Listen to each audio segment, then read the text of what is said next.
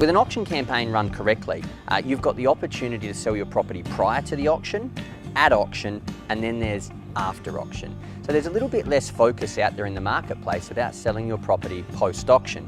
So if you've been to an auction and you hear the words held over or passed in, that means that the auction day can be deemed to some as not successful, but what you may not know is behind the doors of the house, that may have actually been the best strategy for the owner in obtaining the best price. So understanding the difference between passed in and held over.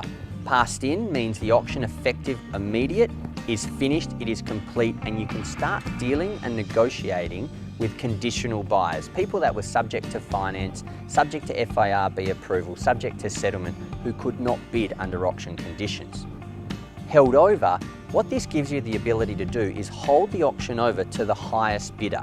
Because if you believe as an agent there's more money in that buyer, but they just need time to consider their options, then you can negotiate with that party up until midnight that night. So if the auction's at 1, you could do a deal at 11 or 11:30 p.m. that night, and the property will still be under auction conditions. There'll be no cooling off period and there'll be no conditions associated. It will be sold just like if the hammer would have come down when the auction was scheduled at 1 p.m.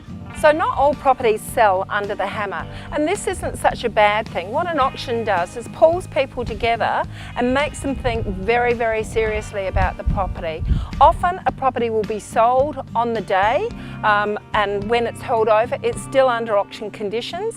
And often, you know, sometimes we get bidding. I had a bid at the bottom end of my range. We held it over. It didn't sell that day, but within the week, it sold at the top end of the range. So it's not necessarily the end of the world if your property doesn't sell under the hammer.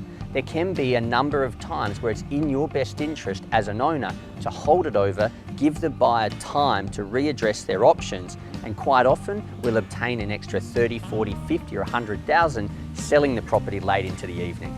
Great way to make your agent work.